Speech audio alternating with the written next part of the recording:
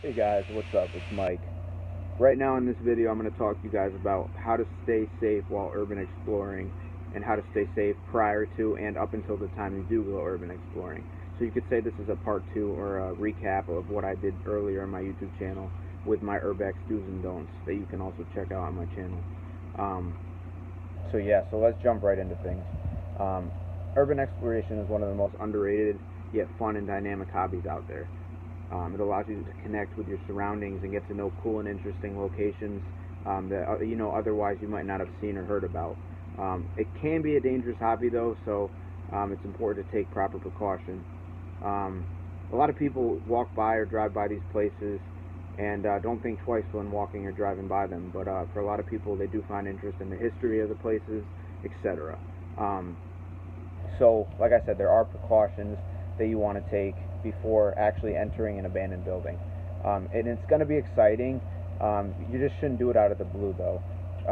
Even as a hobby or someone who's done urban exploring for a long time, you shouldn't just want to go into a building you see that looks cool. It's important to do a little bit of research beforehand. So having a tiny bit of understanding of the place you're looking to explore is going to give you just that much of a better experience, because you're going to understand the property of the location, etc. The building, you're going to know everything about it, so that'll help the experience too. That brings me to the point, it's important to plan your urbex trip. Even if it takes a day or two or even a couple weeks to get to the location and actually explore, it's important to stay safe and to aim on the cautious side of things.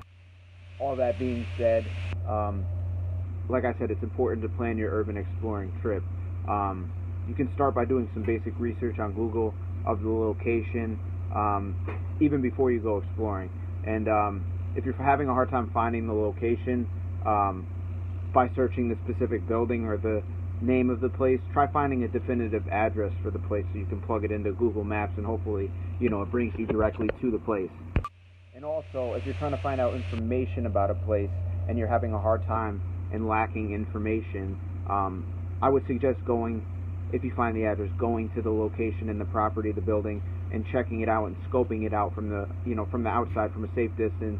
Walk around the area and see if you see anything that gives you a bad feeling about the place. And always go with your gut instinct. If something feels wrong or not right, don't do it. Just don't do it, straight up.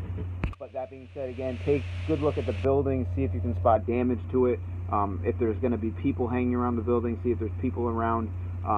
See if there's any, roofs caving in, anything like broken walls, windows, doors, etc. But any of that could also be an entrance point to get into the building. So you got to keep that in mind as well. So having this information will help you understand and get to know the building or the location that you're exploring just that much better, and help you prepare for what's to come. Okay, so you've done your research, you've scouted out the location, you've looked at it, you've seen everything through, and now you're ready to explore. Once you're inside the building, though, you shouldn't let your guard down. On the contrary, you need to be focused on your surroundings all the time. It's really important. It doesn't mean that you have to be so in tune with things that you can't explore your actual exploration. It's just important to pay attention to what you're doing and where you're going. And all it is to help you avoid running into any potential dangers while you're actually inside of the building. So the following of what I'm about to say, you're probably going to see and experience firsthand when you go exploring a place, but always be on the lookout for like falling ceilings, broken staircases, caved-in floors, broken glass, exposed wiring that could still be active, and wet areas where you could slip and fall, etc. Like I said, most of these things you're going to run into anyways, but especially in really old locations and buildings, it's a lot more prominent and likely that you're going to run into these things. So I think I've mentioned this in other videos on my channel, but in any case, number one, it's important not to explore alone. And it's funny because a lot of urban explorers break this first rule straight out. I do myself. I've gone exploring, and I do go exploring by myself, but I highly would not recommend it. Especially if you're just starting out with urban exploration, it's really important to go in a buddy system, guys. So really, quite honestly, if you can't go with a friend or a person or another group of people, not a big group, but 1-2 people, don't go. It's really not worth it, guys. It can be dangerous. Like, that being said, just go with a group of people, at least a pair, you and someone else. It's really important. Another important thing is don't rush your exploration. There's been times where I've gone on an urban exploration trip, and because of being pressed for time, I rushed through the experience. And that's not a good thing. It's not safe, first of all, and second of all, if you're going urban exploring, you might as well go all out and take as much time as you need, which makes sense in my opinion. If you rush, it's just going to cause a higher possibility that you get injured, or something happens something will happen that could have been avoided if you had just taken your time. Another thing is don't go to unsafe areas of the building, especially if you've noticed unsafe areas and sketchy areas while you were doing your scouting and looking out for these things. Some of the coolest looking buildings, though, are going to be the ones that are in complete ruin, or in complete isolation. But if you see caved in ceilings and you're walking around and there's a lot of water damage, and you just want to be careful. Trust me, you really can aim on the side of precaution for these things, and it's going to end up being a lot better of an experience for you. All buildings are different, though, so one side of the building might be fine to explore while the other side is completely trashed. You know what I mean? So it's just give and take, and that's honestly all it is. And another thing, don't push your luck. I've had to learn the hard way myself some of these times. If you're going into a building and you're there for a good amount of time, that's a great thing that you've got to explore that long. But the downside of things is the longer you're there, it could cause you to just get into some unnecessary things. But that does not mean don't take your time. I'm just saying, if you're there for an excessive amount of time and lingering around, it could cause unnecessary injury. It could cause unnecessary trouble. You could get lost, God forbid. But that's just that, guys. So yeah, don't push your luck. Another thing I want to note, like I said, if you see a caved-in ceiling on one side of the building, you're on the other side of the building at a different time, that could also mean that on the other side of the building there could be a ceiling ready to give out, or a floor that you're on top of ready to give out, and you'd fall through. So don't push your luck. Take it slow, take it safe, play it safe. Another thing, what you should do while exploring, after you've chosen the building you want to explore and you did your research on the building and now you're actually at the location, it's important. A lot of the times people like going at night for the vibes, going exploring at nighttime, because it's scarier. Maybe that's not the right choice of words, but it's just a more intense experience.